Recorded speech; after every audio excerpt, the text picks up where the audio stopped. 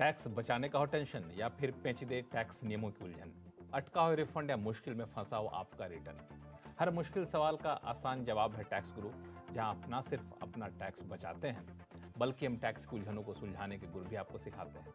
नमस्कार, मैं हूं लक्ष्मण राय और आज आपके सवालों का जवाब देने के लिए हमारे साथ हैं जाने माने टैक्स एक्सपर्ट शरद कोहली साहब। सर, आपका स्वागत है CNBC आवाज में। हमने देखा है कि विदेश में रहने वाले भारतीय अपने घर पे परिवार को, माता पिता को पैसे भेजते रहे, लेकिन इन दिनों विदेश में पैसा भेजने का चलन बढ़ता जा रहा है।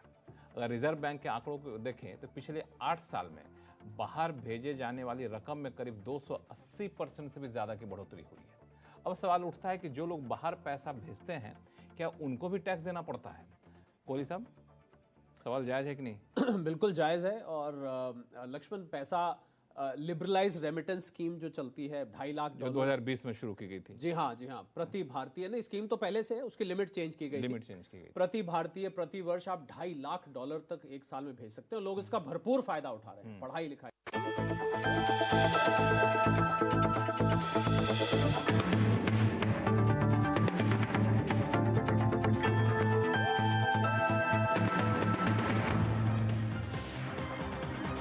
टैक्स से जुड़ी हर उलझनों को दूर करने के लिए लेकर हम हाजिर हैं आपका पसंदीदा शो टैक्स गुरु, जहां हम नियमों के दायरे में रहकर टैक्स बचाने के बेहतरीन तरीके आपको बताते हैं। नमस्कार, मैं हूं लक्ष्मण राय और आपके सवालों का जवाब देने के लिए इस बार हमारे साथ होंगे जानी मानी टैक्स एक्सपर्ट गौरी चड्ढा। गौरी, आपका स्वागत है। और गौरी, इस बार शो में बहुत कुछ खास बताने वाली है, इसलिए अगले आधे घंटे तक कहीं जाइएगा नहीं, क्योंकि हम आपको बताने वाले हैं कि अगर आपने नौकरी बदली है या छटनी के हुए शिकार तो कैसे बचाएं अपना इनकम टैक्स। खाली पड़ी प्रॉपर्टी पर भी क्या बनती है टैक्स की देनदारी, और साथ ही ये भी बताएंगे कि कंपनी के मर्जर के बाद शेयर पर कैसे चुकाएं कैपिटल गेन्स टैक्स। इन सारे मुद्दों पर बातचीत होगी, लेकिन सबसे पहला मुद्दा नौकरी को लेकर के। पिछले दिनों कई सारी खबरें आई थी कि इस कंपनी ने 100 एम्प्लॉय निकाल दिए, इस कंपनी ने 1000 एम्प्लॉय निकाल दिए, इस कंपनी ने 5000 एम्प्लॉय निकाल दिए। तो ऐसे में जो निकाले गए एम्प्लॉय हैं उनके ऊपर टैक्स की देनदारी कैसे बनती है? या फिर कई लोगों ने नौकरी बदल भी ली है, तो नौकरी बदल दी है, वो पहले पेरोल पे थे, अब कॉन्ट्रैक्ट पे आ गए हैं, कंसल्टेंसी कर रहे हैं, फ्रीलांस कर रहे हैं, तो टैक्स की देनदारी हर हालात में अलग अलग होती है। इन सारे हालात पर टैक्स की देनदारी अलग अलग कैसे बनेगी, इस पर बातचीत करेंगे गौरी से। पहली बात तो ये होती है कि मान लिया कारोबारी साल के बीच में ही हमने किसी ने नौकरी की छटनी हो गई, नौकरी छोड़नी पड़ गई, तो उनके ऊपर टैक्स की देनदारी क्या बनेगी अगर वो बाकी के साल में आमदनी का कोई स्रोत नहीं रहता है तो? ठीक है, तो देखिए, अगर नौकरी सपोज कीजिए आपने अप्रैल से फाइनेंशियल ईयर स्टार्ट होता है और आपने अगस्त तक नौकरी की है और अगस्त के बाद आपकी सितंबर ऑनवर्ड्स आपके पास नौकरी नहीं है, तो आप अप्रैल से अगस्त तक की अपनी जो इनकम है वो डिक्लेयर करेंगे। उसी में आपकी जो डिडक्शंस हैं, आपको कुछ डिडक्शंस ऐसी होती हैं जो आपको नॉर्मली मिलती हैं, जैसे 80C 80D, वो आप पूरी की पूरी क्लेम कर सकते हैं अगर आप उसमें इन्वेस्ट या एक्सपेंस जो भी है वो कर रहे हैं। कुछ डिडक्शंस ऐसी होती हैं या एग्जेम्पशंस ऐसी होती हैं जो आपकी मंथ के हिसाब से लिंक्ड होती हैं, जैसे HRA है, 80GG का बेनिफिट है, और ऐसी चीज़ें वो आपको उन्हीं हिसाब से मिलेगी जितने महीने आपने काम किया है, उस हिसाब से आपको उसकी डिडक्शन मिलेगी या एग्जेम्पशन मिलेगी। तो बाकी का साल जो आपने नौकरी नहीं की है और उसमें आपकी कोई भी और इनकम नहीं है, तो वहाँ से आपको कुछ भी इंक्लूड अपनी इनकम में करने की ज़रूरत नहीं है, क्योंकि आपने कुछ कमाई तो की नहीं है। तो सब आप अप्रैल से अगस्त तक या जिस भी महीने तक आपने काम किया है उस महीने तक की इनकम अपनी इंक्लूड करेंगे, अपनी इनकम टैक्स रिटर्न में डिडक्शंस लेंगे, एग्जेम्पशंस लेंगे और अपनी रिटर्न को फाइल कर देंगे। अब एक हालात ये बनता है कि नौकरी एक जगह से छोड़ दी या फिर छोड़ना पड़ा, जैसे भी जिस हालात में हो, लेकिन दूसरी जगह हमने नौकरी की। अब दूसरी जगह हमने नौकरी की है तो पहली जगह हम पेरोल पे थे, दूसरी जगह हम कॉन्ट्रैक्ट पे हैं या फिर कंसल्टेंसी के रूप में है, तो वहाँ पे किस तरह से टैक्स कैलकुलेशन होगा? तो देखिए, जो कंसल्टेंसी का टैक्स होता है वो थोड़ा डिफरेंट कैलकुलेशन के हिसाब से होता है।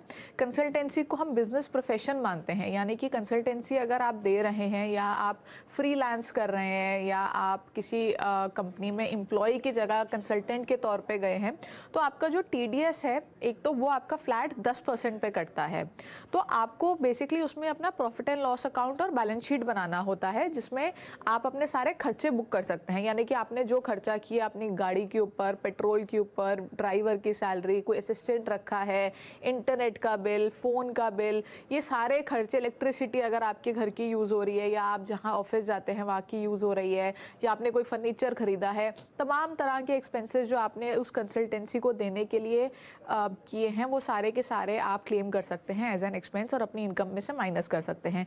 जो भी बैलेंस बचेगा टैक्स का, या वो 10% से कम होगा या 10% से ज़्यादा होगा। 10% से कम होगा तो आपको रिफंड आ जाएगा, 10% से ज़्यादा होगा तो आपको एडिशनल पे करना होगा। और यही बात करें, जैसे आपने पूछा कि वो एज एन एम्प्लॉय ही चले गए, पहले भी एज एन एम्प्लॉय थे, नौकरी चेंज करी। यहीं पर रोकूंगा आपको कि अगर कंसल्टेंसी में जा रहे हैं तो मान लिया जाए अप्रैल से नौकरी पेरोल पे थे, सितंबर तक पेरोल पे थे, अक्टूबर से वो कंसल्टेंसी पे जा रहे हैं, तो दो अलग अलग तरीके टैक्स कैलकुलेशन होगा। जब पेरोल पे है उसका अलग होगा, कंसल्टेंसी का अलग होगा। बिल्कुल, दोनों अलग होगा। आपका जो सैलरी का भरना पड़ेगा नहीं, एक ही आईटीआर में भरना पड़ेगा, लेकिन दो तरह से दिखाना पड़ेगा। एक इनकम फ्रॉम सैलरी दिखानी पड़ेगी, एक इनकम फ्रॉम बिजनेस प्रोफेशन दिखानी पड़ेगी। तो दो तरह की इनकम दिखानी पड़ेगी, लेकिन फॉर्म एक ही होगा, फॉर्म दो नहीं होंगे, लेकिन आपका कैलकुलेशन बदल जाएगा। बिल्कुल, बिल्कुल। अब एक हालात ये बनता है जो आप कहना चाह रही थी कि नौकरी बदल ली है या फिर वहां से छोड़ना पड़ा और दूसरी जगह नौकरी मिल गई है, ऐसे केस में किन किन बातों का ख्याल रखना चाहिए? तो देखिए, अगर आपने नौकरी कर रहे थे, एज एन एम्प्लॉय काम कर रहे थे और दूसरी कंपनी में भी आप एज एन एम्प्लॉय गए हैं, तो इसमें दो चीज़ें हो सकती हैं। पहली तो ये है कि आपने अपने नए एम्प्लॉयर को अपनी प्रीवियस एम्प्लॉयर की जो आपकी इनकम आई है, जो सैलरी आई है, वो सारी आपने डिक्लेयर कर दी। तो जो आपका नया एम्प्लॉयर है वो उस सैलरी को इंक्लूड करके उस हिसाब से आपका टीडीएस काट लेगा। लेकिन कई बार ऐसा होता है कि हम बताना नहीं चाहते कि पिछले एम्प्लॉयर से हमें कितनी सैलरी मिल रही थी और हम डिक्लेयर नहीं करते हैं। तो उस केस में जो नया एम्प्लॉयर है वो अपने हिसाब से टीडीएस काटेगा। तो अब आपको मिलेंगे दो फॉर्म 16, तो आपको दोनों फॉर्म 16 को मर्ज करना होगा और दोनों को कंबाइन करके आप अपनी रिटर्न भरेंगे। इसमें ध्यान देने वाली बात यह है कि आप जब दो फॉर्म 16 आपको मिलेंगे तो हो सकता है कि आपको जो बेसिक एग्जेम्पशन लिमिट है या स्टैंडर्ड डिडक्शन है या ऐसे जो भी डिडक्शंस हैं वो दो बार मिली होंगी, क्योंकि आपके प्रीवियस एम्प्लॉयर ने भी दी होगी, आपके नए एम्प्लॉयर ने भी दी होंगी, लेकिन आपको वो एक ही बार लेनी है, आप उसको दो बार नहीं ले सकते। तो आपको दो फॉर्म 16 मिलेंगे, दोनों को कंबाइन करके आप अपनी रिटर्न फाइल करेंगे। तो चलिए, तो इन सारी बातों का ख्याल रखिए। अगर आपने नौकरी बदली है या नौकरी बदलनी पड़ी है या फिर नौकरी पेरोल पे छोड़कर कंसल्टेंसी कर रहे हैं, किसी भी तरह के हालात में बदलाव हुए हैं, तो इन सारी बातों का ख्याल रखिएगा। फिर भी कोई उलझन हो आप हमें लिख भेजिएगा tax@moneycontrol.com पर, हम आपकी यहाँ पे जरूर मदद करेंगे। अब शुरू करते हैं सवाल जवाब का सिलसिला। सबसे पहले चलते हैं राजस्थान, जहां से जयपुर से भगवान कौरवानी जी हमारे साथ फोन लाइन पर जुड़ चुके हैं। नमस्कार, कैसे हैं आप? बढ़िया सर, अच्छे बढ़िया हूँ बच्चा। बताएं क्या उलझन है? मेरा ये सवाल है कि हाँ, मैं नेक्स्ट ईयर रिटायर हो रहा हूँ, तो हमारे यहाँ जो मैं बैंक ऑफ इंडिया जयपुर में पोस्टेड हूँ। अच्छा। तो हमारा रिटायरमेंट में क्या है, हमारे जो लीव इनकेशमेंट हो रही है जो 240 या सेंट्रल गवर्नमेंट का 300 है, वो सेंट्रल गवर्नमेंट के अंदर तो एग्जम्प्टेड है। क्या पब्लिक सेक्टर बैंक के अंदर exempted up to 3 lakh limit है या वो भी फुल एग्जम्प्टेड है? गौरी? नहीं, देखिए, जो गवर्नमेंट एम्प्लॉयज़ होते हैं उनके लिए जो लीव इनकैशमेंट होती है वो पूरी की पूरी एग्जेम्प्ट होती है। लेकिन उसके अलावा जो भी एम्प्लॉयज़ होते हैं, चाहे वो नेशनलाइज्ड बैंक के एम्प्लॉयज़ हों, पीएसयू के हों, वो सभी जो है सेंट्रल गवर्नमेंट एम्प्लॉय नहीं माने जाते। तो उनके केस में जो लिमिट है, जो आपको डिडक्शन मिलेगी, वो मैक्सिमम 3 लाख की मिलेगी। तो अगर आपको लीव इनकैशमेंट 3 लाख से ज़्यादा मिल रही है तो 3 लाख तक एग्जेम्प्ट है और उसके ऊपर की टैक्सेबल है। 3 लाख से कम मिल रही है तो जितनी मिल रही है वो सारी एग्जेम्प्ट है। तो आपकी जो थ्रेशोल्ड है वो है 3 लाख और आपको जो पूरी की पूरी लीव इनकैशमेंट मिल रही है वो नॉन टैक्सेबल नहीं होगी, क्योंकि आप गवर्नमेंट एम्प्लॉय नहीं माने जाएंगे। चलिए, तो कौरवानी साहब, उम्मीद करता हूँ आपकी उलझन दूर हो गई होगी। क्यों? बिल्कुल। और रिटायरमेंट के लिए आपको शुभकामनाएं। फिर भी कोई रिटायरमेंट के बाद भी कोई उलझन हो तो बताइएगा, हमारे पास कई सारे रिटायर्ड लोगों के फोन आते हैं, उनकी उलझन हम लोग दूर करते हैं। चलिए शुरू करते हैं, चलते हैं अगले सवाल पे, जो कि पटना बिहार से आया है। विपिन कुमार सिंह साहब का हमारे साथ फोन लाइन पर जुड़ चुके हैं। विपिन जी नमस्कार, क्या उलझन है आपकी? नमस्कार जी जी नमस्कार। ये हम 16 के दिसंबर में रिटायर किए हैं जी, तो 17 के मार्च 31 तक का जो फॉर्म 16 मिला है हमको, उसमें मेरा पैसा जो इनकम टैक्स में कटना चाहिए मेरे विभाग के द्वारा वो काट लिया गया है, लेकिन वो विभाग से पैसा जमा नहीं किया गया है। अच्छा। और ये रकम लगभग 21,000 का था। अच्छा। और जिसका इंटरेस्ट तो 16 से बढ़ते बढ़ते अभी हो गया है 29,000 के आसपास। ठीक है। तो वो विभाग से जमा नहीं किया है, लेकिन डिमांड में हमको दिखाता है। इसके लिए हम क्या कर सकते हैं? क्या ये आपके फॉर्म 26A में रिफ्लेक्ट कर रहा है, अगर आपको जानकारी हो इसके बारे में? हाँ नहीं, फॉर्म 16 में वो नहीं, दिखाई दे रहा है। फॉर्म 26 एस में दिखाई दे रहा है क्या? नहीं, फॉर्म 26 AS में वो दिखाई नहीं दे रहा है। अच्छा, क्योंकि विभाग जमा नहीं किया है विभाग के द्वारा। ठीक है, ठीक है।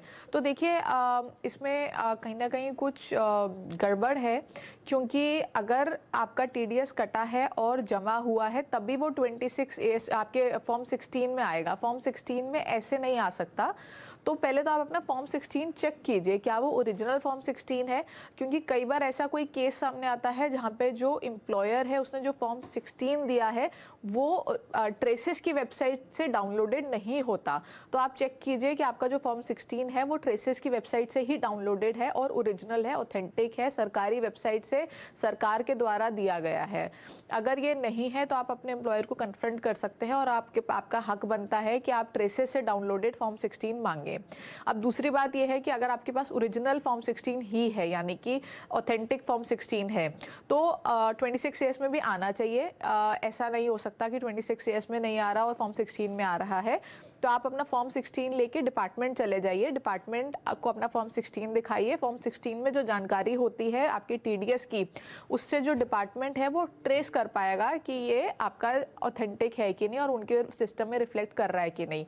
अगर आप उनके पास फॉर्म 16 लेके जाएंगे और कोई दिक्कत है, आपकी मैपिंग नहीं हुई है TDS की, तो वो मैप कर देंगे और आपकी प्रॉब्लम जो है वो सॉल्व हो जाएगी। तो इसमें कोई क्या ऑनलाइन व्यवस्था नहीं है कि हम ऑनलाइन ही अपनी बात देखिए, ऑनलाइन बिल्कुल ग्रीवियंस आप रेज कर सकते हैं, आपके पास ऑप्शन है। लेकिन आप अगर पर्सनली जाएंगे तो थोड़ा सा आई थिंक बेटर हो पाएगा। और अगर आप अपना पर्सनली नहीं जाना चाहते हैं तो ग्रीवियंस रेज कीजिए। लेकिन ग्रीवियंस रेज करने का जो मेरा पर्सनल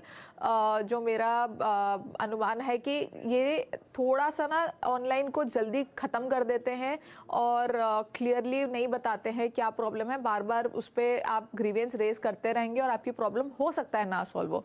लेकिन अगर आप जाएंगे पर्सनली तो मुझे लगता है कि इमीडिएटली प्रॉब्लम आपकी सॉल्व हो जाएगी। दोनों ही ऑप्शन है। अगर आप ऑनलाइन अपनी बातों को रेज करना चाहते हैं तो आप बता सकते हैं फॉर्म 16 अपलोड करके कि ये मेरा फॉर्म 16 यहाँ दिख रहा है, लेकिन हमें ये 26 AS में नहीं दिख रहा है। और नहीं तो जैसा कि गौरी बता रही थी, आसपास अगर नज़दीक में है अगर इनकम टैक्स ऑफिस, अगर आप जाने में सक्षम है तो वहाँ भी जाके अपनी समस्या सुलझा सकते हैं। फिर भी समस्या नहीं सुलझे तो आप हमें लिखिएगा tax@moneycontrol.com पर। हम कोशिश करेंगे इसको इनकम टैक्स विभाग तक पहुँचाने की, ताकि आपकी समस्या सुलझ सके। चलते हैं अब लुधियाना, जहाँ से सुभाष कुमार जी हमारे साथ फोन लाइन पर जुड़ चुके हैं। सुभाष जी नमस्कार, क्या सवाल है आपके पास? जी सर, मेरा सवाल है कि मैंने अपना दिसंबर 19 में 250 शेयर लिए थे कॉर्पोरेशन बैंक के, ठीक है, 23 रुपए 35 पैसे के हिसाब से, और वो बैंक यूनियन बैंक में मर्ज हो गया। तो 16 अप्रैल को मेरे को 82 शेयर्स मिले यूनियन बैंक के, ठीक है। अब इसको मैं अगर बेचना चाहूँ तो मेरे को उसमें कैसे दिखाना पड़ेगा? कॉर्पोरेशन बैंक के शेयर तो मेरे पास है नहीं, ना ही बिक सकते हैं। मैं यूनियन बैंक के शेयर ही बेचूंगा जो मेरे पास क्वांटिटी कम होके 82 रह गई और मेरा कॉस्टिंग पड़ा 7750। और जो अगर मैं जिस डेट को परचेज कॉर्पोरेशन बैंक के शेयर किए थे, डेट ऑफ परचेज वही दिखानी पड़ेगी कि या जो जिस डेट को मेरे को यूनियन बैंक के शेयर मिले वो दिखानी पड़ेगी? बड़ा कॉम्प्लिकेटेड मुद्दा। कई सारे बैंक एम्प्लॉय के पास ये समस्या हो, क्योंकि कई लोग जब बैंकों का शेयर, जिनके कई सारे बैंक के मर्जर हुए हैं, तो इसके बाद ये उन सभी लोगों के लिए काफी रिलेवेंट सवाल है। बताएं गौरी। देखिए, आप जब इसको सेल करेंगे तो आप अपना कैपिटल गेन बुक करेंगे। तो आप जब इसको सेल करेंगे, सेल वैल्यू तो आपने जिस अमाउंट पे सेल किया है आप वो ले लेंगे। जो डेट है वो आप ओरिजिनल डेट लेंगे जिस डेट पे आपने कॉर्पोरेशन बैंक को परचेज किया था। जो कॉस्ट ऑफ एक्विजिशन है वो आप टोटल जो आपकी कॉस्ट है, जो आपकी आई थिंक 250 इंटू 23.5 होनी चाहिए, जो आपकी कॉस्ट है वो लेंगे। उसको आप डिवाइडेड बाय कर दीजिए जो आपके पास एक्चुअल शेयर्स हैं, आई थिंक 82 बोला आपने, तो उसको आप 82 से डिवाइड कर दीजिए और जो आपकी कॉस्टिंग आएगी वो आपकी कॉस्ट ऑफ एक्विजिशन बन जाएगी। तो उसका जो डिफरेंस होगा वो आपका कैपिटल गेन बन जाएगा और उस पर आपको टैक्स देना होगा। और ये आई थिंक 2018 के बाद की बात है, तो इसमें ग्रैंडफादरिंग का तो सवाल ही नहीं उठता। नहीं, आप कह रहे हैं कि जो कॉस्ट ऑफ एक्विजिशन का डेट है, डेट तब से होगा जब से इन्होंने कॉर्पोरेशन बैंक के शेयर लिए हैं। हाँ जी। लेकिन हाँ जी। जब कैलकुलेट करें कैपिटल गेन्स तो इनको क्या करना पड़ेगा? उस कॉस्ट ऑफ एक्विजिशन को डिवाइड करना पड़ेगा। उस जो कॉस्ट है उसको डिवाइड करेंगे जो एक्चुअल शेयर्स अब हैं इनके पास, जो अलॉटेड शेयर्स हैं, यूनियन बैंक के जो मर्ज्ड शेयर जो आपको शेयर्स मिले हैं उससे डिवाइड करेंगे तो पर शेयर आपकी कॉस्ट आ जाएगी। तो उसके आधार पर आप अपना टैक्स कैलकुलेट कर सकते हैं। सुभाष जी, काफी पेचीदा मामला था, लेकिन मुझे लगता है अब उलझन दूर हो गई होगी आपकी। और इस हिसाब से अपना टैक्स की देनदारी तय कर सकते हैं। फिलहाल वक्त है छोटे से ब्रेक का। ब्रेक के बाद बताएंगे खाली पड़ी प्रॉपर्टी पर भी क्या चुकाना होगा टैक्स, बताएंगे छोटे से ब्रेक के बाद।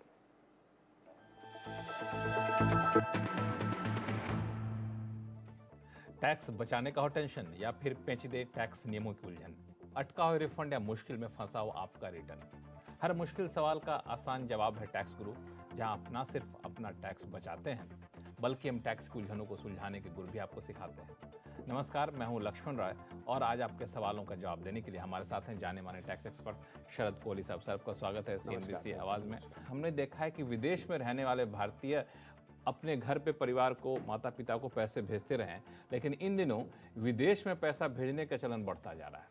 अगर रिजर्व बैंक के आंकड़ों को देखें तो पिछले 8 साल में बाहर भेजे जाने वाली रकम में करीब 280% से भी ज्यादा की बढ़ोतरी हुई है। अब सवाल उठता है कि जो लोग बाहर पैसा भेजते हैं क्या उनको भी टैक्स देना पड़ता है?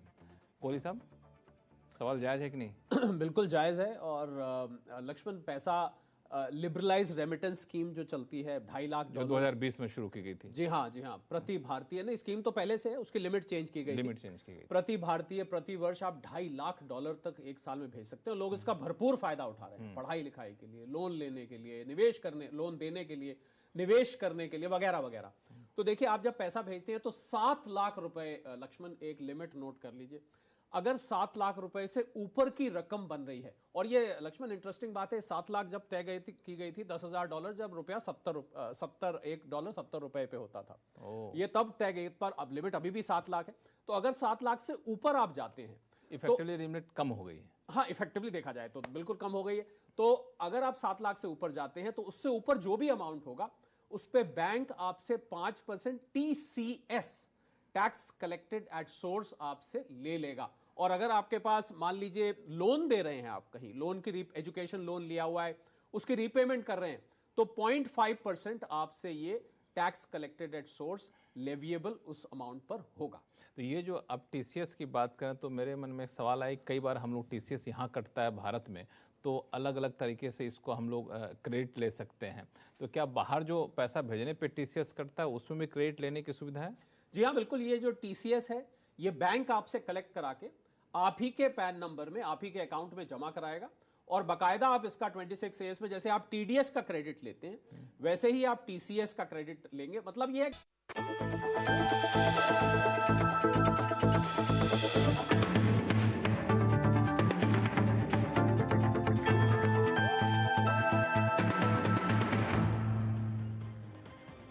ब्रेक के बाद एक बार फिर से आपका स्वागत है। आप देख रहे हैं टैक्स गुरु और आपके सवालों का जवाब देने के लिए हमारे साथ हैं जानी मानी टैक्स एक्सपर्ट गौरी चड्ढा। गौरी, हम लोगों के सवाल लें, इससे पहले एक मुद्दा जो बार बार आ रहा है और पिछले दिनों ये चीज़ें ज़्यादा हुई हैं कि लोग पहले से अपनी प्रॉपर्टी को किराए पे दे रखे थे, लेकिन कुछ वजह से प्रॉपर्टी उनकी खाली पड़ गई, अब किराएदार है नहीं, तो ऐसी प्रॉपर्टी पर भी क्या उनको टैक्स देना पड़ेगा या फिर कोई उपाय है बचने का? जी, देखिए लक्ष्मण, आज से कुछ साल पहले तक तो आप एक ही प्रॉपर्टी अपने नाम पे रख सकते थे, यानी कि एक ही रेजिडेंशियल प्रॉपर्टी अगर आपके पास है, सेल्फ ऑक्यूपाइड है, तो आप आराम से उसको रख सकते थे। और उसके अलावा अगर आपके पास कोई प्रॉपर्टी है, यानी कि आपके पास 2 प्रॉपर्टीज़ हैं, एक में आप रह रहे हैं, एक आपकी खाली प्रॉपर्टी है, तो आपको जो खाली प्रॉपर्टी है उसके ऊपर डीम्ड रेंट के ऊपर टैक्स देना होता था। लेकिन 2019 के बजट में इसको चेंज किया गया और बोला गया कि आप 2 प्रॉपर्टी अपने नाम पे रख सकते हैं जो सेल्फ ऑक्यूपाइड हैं। इसके अलावा जो भी प्रॉपर्टी आपके नाम पे होगी, जैसे आपने 3 घर खरीद लिए, 2 आपने सेल्फ ऑक्यूपाई कर लिए, तीसरा आपने खाली छोड़ दिया, तो जो खाली आपने छोड़ा है उसके ऊपर आपको डीम्ड रेंट देना होगा। या तो आप उसको एक्चुअल में रेंट पे चढ़ाइए, उसकी रेंटल इनकम पे टैक्स दीजिए। अगर आप एक्चुअल में उसको रेंट पे नहीं चढ़ा रहे हैं तो हम मान लेंगे कि वो रेंट पे चढ़ा हुआ है और आपको उससे इनकम आ रही है और हम उस पर आपसे टैक्स ले लेंगे। इसका कारण मुझे ये समझ आता है कि लोगों के पास रहने के लिए सबके पास घर नहीं होता, और जो हाई वैल्यू हाई HNI लोग होते हैं वो बहुत सारे घर इकट्ठे करके रख लेते हैं। तो सरकार चाहती है कि या तो वो उसको रेंट पे दें या हम उनसे उसके ऊपर टैक्स लें। तो आप 2 प्रॉपर्टी, 2 घर अपने सेल्फ ऑक्यूपाई करके रख सकते हैं। उसके अलावा कोई होगा तो आप उस पर टैक्स देंगे, भले ही खाली रहे, भले खाली रहे, कोई उसमें कोई दिक्कत नहीं है, खाली भी होगा। मतलब पैसे तो आप बिल्कुल बिल्कुल बिल्कुल किस बात, किराया आ नहीं रहा, कोई इनकम आ नहीं रही, लेकिन आपको उसके ऊपर टैक्स देना होगा। टैक्स देना, उस कैलकुलेशन कैसे होगा? तो उसका कैलकुलेशन एक फॉर्मूले से होता है जिसमें आप 2-3 रेंट आपको निकालने होते हैं। जैसे आपका पहले आप उस एरिया का रेंट देखते हैं, उस एरिया में कितना रेंट चल रहा है, कितना सरकार बोल रही है, ऐसे 3 कैलकुलेशंस होती हैं। उसमें से जब आप अमाउंट आपका जो निकलता है, जो डिराइव्ड वैल्यू होती है, उसके ऊपर आपको टैक्स देना होता है। और अगर आपने इसको रेंट पे दिया हुआ है तो एक्चुअल में जितना रेंट आ रहा है उसी के ऊपर टैक्स देना होता है। खाली है तो जो आसपास की प्रॉपर्टी के रेट हैं, उसकी कैलकुलेशन होती है, उसमें कैलकुलेशन होती है, 3-4 चीजें होती हैं। उसका फॉर्मूला थोड़ा सा कॉम्प्लिकेटेड है। जो पहले हमने रेंट दिया उसको आधार बना दिया जाएगा? नहीं, ऐसा नहीं है, ऐसा नहीं है। उसकी कैलकुलेशन आपको खुद करनी होती है। इनफैक्ट रिटर्न में भी आप उसी कैलकुलेशन को डालते हैं और थोड़ी सी कॉम्प्लिकेटेड होती है क्योंकि उसमें थोड़ा सा आपको एफर्ट करना पड़ता है कि वो कैसे आप अमाउंट को निकालेंगे। प्रॉपर्टी रेंट पर है तो तभी अच्छा है कि जितना मिले उसके आधार पर टैक्स की देनदारी दिखा दी। खाली पड़ा तो और ज्यादा टेंशन, टैक्स तो देना ही है और टैक्स का कैलकुलेशन भी काफी पेचीदा हो जाता है। इस बात का ख्याल रखिएगा। चलिए अब शुरू करते हैं वापस से सवाल जवाब का सिलसिला। दिल्ली से प्रवीण जी हमारे साथ फोन लाइन पर जुड़ चुके हैं। प्रवीण जी नमस्कार। नमस्कार जी, बताएं क्या सवाल आपके पास? मैंने अपनी डॉटर का इनकम टैक्स रिटर्न डाला था। मेरे को इंटीमेशन आई है 143(1) के under there is no due जबकि उसका मेरा 42,688 रुपए का रिफंड बनता है एडवांस टैक्स का। कि उसका इनकम 5 लाख से नीचे था तो वो 87A के अंडर में सारा एग्जम्प्ट हो जाता है कुछ। ठीक है। और ये जो अंडर 143(1) के अंडर में जो एडजस्टमेंट देख रहा हूँ, केवल उन्होंने 2 रुपए की एडजस्टमेंट की है। वो 42,688 को 42,690 कर रहा है। अच्छा। अब रिफंड कुछ नहीं बना दिखा रहा है। अब मेरे को इसके लिए क्या करना होगा? ठीक है, देखिए अगर आपने इसको ठीक पढ़ा है ऑर्डर को, 143(1) के ऑर्डर को, और आप कॉन्फिडेंट हैं कि आपकी सिर्फ 2 रुपए की एडजस्टमेंट हुई है, उसके बाद भी वो आपको रिफंड नहीं दे रहे हैं, तो इसको हम बोलते हैं मिस्टेक अपरेंट फ्रॉम रिकॉर्ड। यानी कि आप ऑर्डर को देखते ही बता सकते हैं कि ये जो ऑर्डर है ये गलत पास हुआ है। तो इसमें चिंता करने की कोई ज़रूरत नहीं है। सेक्शन 154 की रेक्टिफिकेशन होती है, आप उसको फाइल कीजिए। वो ऐसे ही केसेस में फाइल की जाती है जहाँ पे मिस्टेक अपरेंट फ्रॉम रिकॉर्ड है, यानी कि जैसे 143(1) की इंटीमेशन आई और वो गलत है इंटीमेशन, और आपने देखते ही बता दिया ये गलत है। इसमें कोई डिबेटेबल पॉइंट नहीं है, यानी कि आप आर्ग्यू नहीं करेंगे, डिपार्टमेंट आपसे आर्ग्यू नहीं करेगा, डिपार्टमेंट भी देखते ही समझ जाएगा कि हमसे गलती हुई है। तो इसमें आप रेक्टिफिकेशन फाइल कर सकते हैं 154 की, और आपका जो रिफंड है आपको मिल जाएगा। चलिए, तो आपको रिफंड मिल जाएगा, इस बात पे चिंता मत करिए। फिर भी ना मिलो तो हम हैं यहाँ पे। अब चलते हैं अगले कॉलर के पास। शिखा बंसल जी हमारे साथ फोन लाइन पे जुड़ गई हैं फरीदाबाद से। शिखा जी नमस्कार। नमस्कार सर, कैसे हैं आप? बहुत बढ़िया, आप कैसी हैं? मैं ठीक हूँ सर। बताइए क्या सवाल है? हाँ जी, तो मेरा क्वेश्चन ये है कि जब हम फाइल करते हैं ITR तो उसमें सर इंटरेस्ट सर्टिफिकेट को शो करते हैं। तो इंटरेस्ट सर्टिफिकेट में 2 चीज होती है, एक इंटरेस्ट कंपोनेंट और एक प्री EMI इंटरेस्ट। तो सर हमें इसको दोनों का ही बेनिफिट मिलता है ना? ठीक है, मैं आपको ये पूरा कॉन्सेप्ट समझा देती हूँ किस तरह से कैलकुलेट होता है। आप हाउसिंग लोन आपने लिया होगा, उसी के इंटरेस्ट की आप बात कर रहे हैं। तो जब आप हाउसिंग लोन लेते हैं तो जो इंटरेस्ट का कंपोनेंट होता है वो सेक्शन 24 में जाता है। सेक्शन 24 में आपके अगर सपोज कीजिए सेल्फ ऑक्यूपाइड प्रॉपर्टी है तो आप 2 लाख तक जो है इंटरेस्ट को क्लेम कर सकते हैं। और अगर आपकी लेट आउट प्रॉपर्टी है तो जितना भी आपने इंटरेस्ट पे किया है बैंक को वो सारा का सारा आप क्लेम कर सकते हैं। अब बात करते हैं कि आपका प्री कंस्ट्रक्शन पीरियड का भी इंटरेस्ट है। तो ये जो इंटरेस्ट होता है ये आप तभी क्लेम कर सकते हैं जब आपको पोजेशन मिल जाता है घर का। तो उससे पहले का जितना भी इंटरेस्ट होता है वो सारा प्री कंस्ट्रक्शन पीरियड इंटरेस्ट होता है। तो उसको आप टोटल करके डिवाइडेड बाय 5 कर दीजिए, यानी कि 5 इंस्टॉलमेंट्स में आप उसको क्लेम कर सकते हैं। तो आप अगर सपोज कीजिए इस साल में आपका इस साल का इंटरेस्ट आपका 1 लाख है और प्री कंस्ट्रक्शन पीरियड का 50,000 है, तो आप 1.5 लाख क्लेम कर सकते हैं। लेकिन आपको ध्यान ये देना है कि सेल्फ ऑक्यूपाइड के केस में ओवरऑल लिमिट 2 लाख ही है, तो 2 लाख से ज्यादा सेल्फ ऑक्यूपाइड के केस में आप क्लेम नहीं कर पाएंगे उस साल का इंटरेस्ट और प्री कंस्ट्रक्शन पीरियड का इंटरेस्ट मिला करके। चलिए, तो फिलहाल वक्त है छोटे से ब्रेक का। ब्रेक के बाद फिर से सवाल जवाब का सिलसिला शुरू करेंगे। देखते रहिए टैक्स में।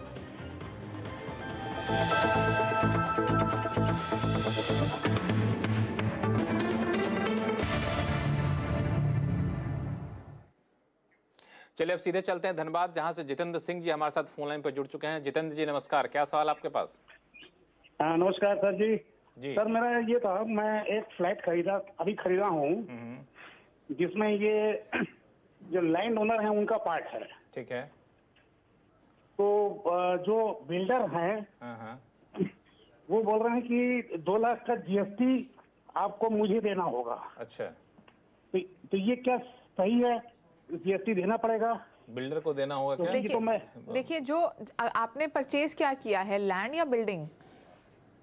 Building, apartment, flat. Ready to move in है? जी जी। आपने कोई लैंड परचेज किया है तो उसके ऊपर आपको कोई जीएसटी नहीं देना होता। कोई ready to move in property आपने परचेज की है, उसके ऊपर आपको कोई जीएसटी नहीं देना होता। अगर आपने कोई अंडर कंस्ट्रक्शन प्रॉपर्टी परचेज की है तो सिर्फ उसमें आपको जीएसटी देना होता है, क्योंकि आप बोल रहे हैं कि आपने जो बिल्डिंग परचेज की है वो कंस्ट्रक्टेड है, फुली कंस्ट्रक्टेड है, तो आपको इसके ऊपर कोई जीएसटी नहीं देना है। आपको कोई जीएसटी की देनदारी आपको ऊपर नहीं बनती है, क्योंकि ready to move in flat है, तो आप निश्चिंत हो जाइए। और बिल्डर के बाद समझा दीजिएगा, शायद बिल्डर भी आपकी बात को मान लेगा। टैक्स गुरु में फिलहाल इतना ही। गौरी, आपका बहुत बहुत शुक्रिया सभी सवालों का जवाब देने के लिए। अगर आपके पास कोई भी सवाल हो, चाहे जीएसटी से जुड़ा हुआ, इनकम टैक्स से जुड़ा हुआ, आप हमें लिख भेजिए tax@moneycontrol.com पर। आप अपने सवाल के साथ अपना नाम और मोबाइल नंबर लिखना ना भूलें। नमस्कार, देखते रहिए CNBC आवाज़।